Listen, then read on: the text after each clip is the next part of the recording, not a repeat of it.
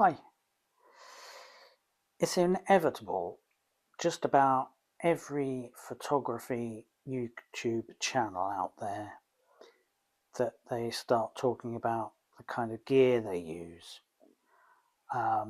So I thought I'll get this one out of the way as my second video, talk about the camera and lenses that I shoot with, and then we can forget about it, and then I can be off shooting.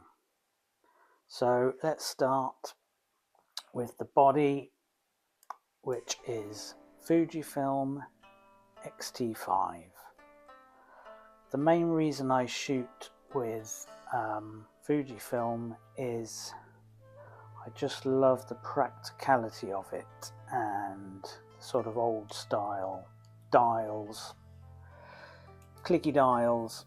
It just feels so nice, rather than relying on buttons on the back and things like that. You're actually just really nice and tactile, including most of the lenses, which always have a nice clicky dial on for the aperture. Currently on this camera I have the 33mm, which in full frame terms is 50. You know, you may have heard people refer to the nifty 50 prime lens, and that's what this is. Basically it simulates a normal sort of vision, so your eyes, what you see around you is pretty much the field of view you could get with this lens. And I just love shooting with this. At the moment this is my favourite lens. So sharp, clear, beautiful. I'll share some photos from these lenses as we go through, so you can see.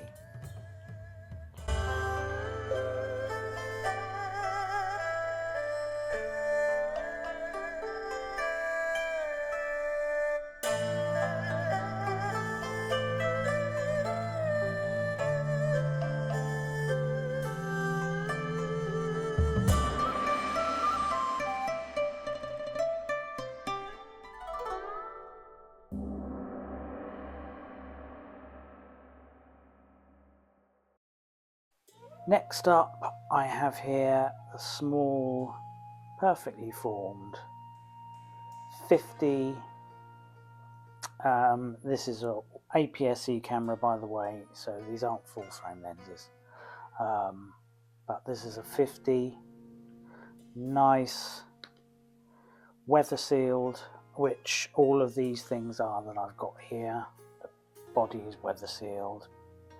I wouldn't trust it if I dropped it in a puddle or anything like that, but if you're out shooting and you've got some spray from the sea or a little bit of drizzle from rain, then it's going to be okay, basically.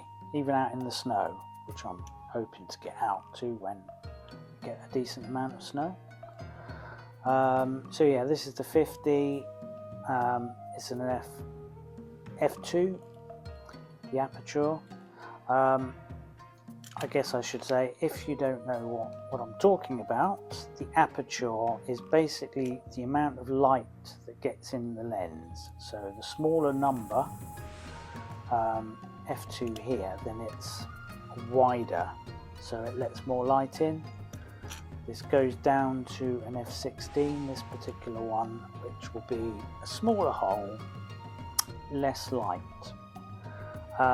What also happens there is your depth of field will change. So when you let in more light, then less things in your frame are in focus. So say you're doing a portrait picture of somebody at f2, for example, the person's face will be sharp, but the background will be nice and blurred, and you get nice separation. Hope that makes sense.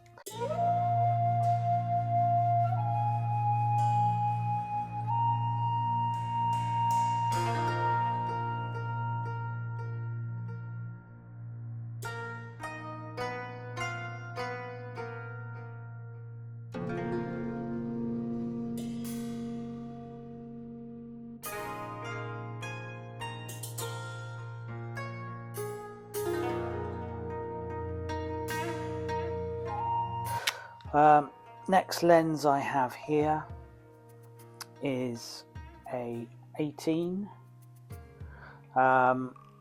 This is a fairly wide lens, fairly wide field of view. Like the 33, it's a f1.4, so it can give you really nice shallow depth of field and really good in low light scenes. So yeah, if you're shooting around town at night, for example, having an f1.4 lens is really good for that kind of thing.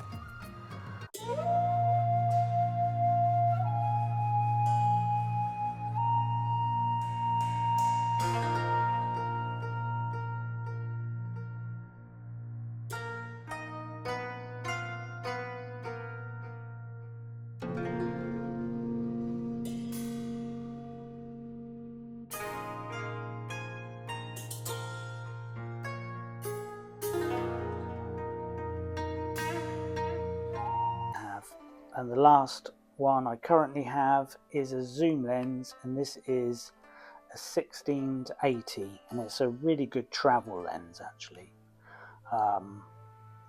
So going anywhere from 16, which is really wide, to an 80 to zoom in,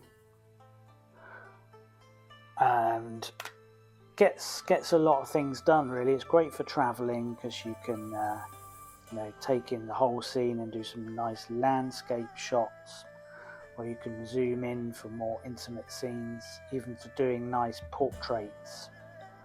And maximum aperture on this is f4.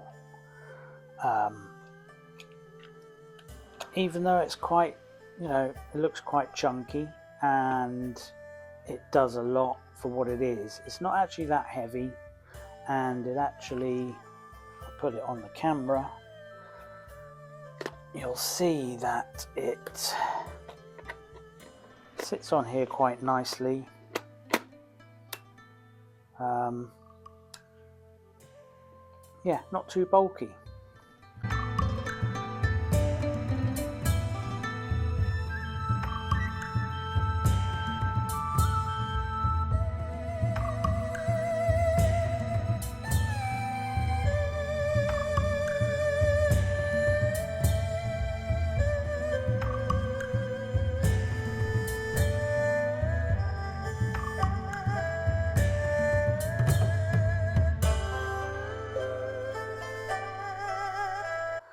So that's about it really. I thought I'd just share this video with you so you can see what I'm using. And next video will be out somewhere, outside, actually using the thing, which is what they're made for at the end of the day. So see you in the next one.